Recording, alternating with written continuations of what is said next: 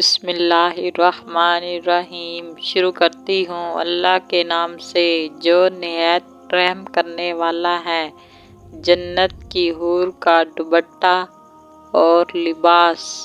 حضرت ابو ہریرہ فرماتے ہیں، رسول اللہ صلی اللہ علیہ وآلہ وسلم نے ارشاد فرمایا، تمہارا ایک کوڑ کی مقدار جنت کا حصہ دنیا اور دنیا جیسی اور دنیا سے بہت اعلیٰ والا ہے، اور تمہاری ایک کمان جتنا جنت کا حصہ دنیا اور اس جیسی اور دنیا سے زیادہ قیمتی ہے، اور جنت کی خاتون کا ایک دوپٹہ دنیا اور اس جیسی اور دنیا سے زیادہ قیمتی ہے۔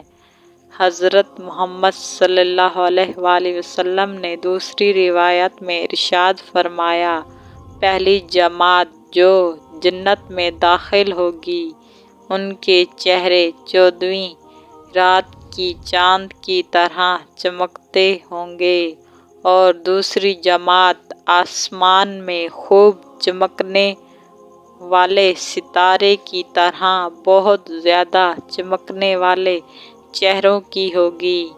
ان میں سے ہر ایک کے لیے حور عینہ میں سے 2 بیویاں ہوں گی، ہر بیوی پر 70 پوشاک ہوں گی، پھر بھی ان کی پنڈلیوں کا گودا ان کے گوشت کے اندر سے اور پوشاکوں کے اندر سے اشکار کر رہا ہوگا، جیسے کہ سرخ شراب سفید شیشے میں نظر آتی ہے۔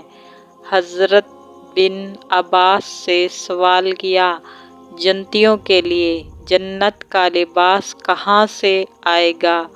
آپ صلی اللہ علیہ وآلہ وسلم نے فرمایا، جنت میں ایک درخت ہے جس کے پھل انار کی طرح ہیں۔ اللہ کا دوست جب کوئی اور لباس پہننا چاہے گا تو وہ پھل اس ٹہنی سے اس کے سامنے گر پڑے گا اور کھل کر رنگ رنگ کے 70 جوڑے پیش کر دے گا، اس کے بعد ویسا ہی مل کر جڑ جائے گا جیسا کہ پہلے تھا۔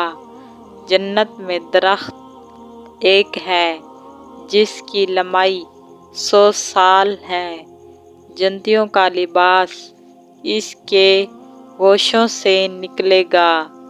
جنت میں درخت ہے جس کا پھل عورتوں کی چھاتیوں کی طرح ہے، انہوں میں جنتیوں کا لباس ہوگا۔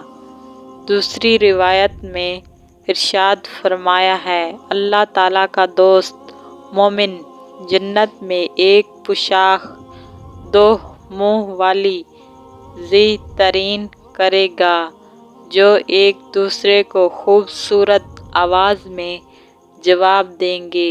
جو منہ جنتی کے جسم سے لگتا ہوگا اور کہے گا، میں اللہ تعالیٰ کے دوست کے نزدیک زیادہ مرتبہ رکھتا ہوں، کیوں نہ کہ میں اس کے جسم کو چھوتا ہوں، تم نہیں چھوتے۔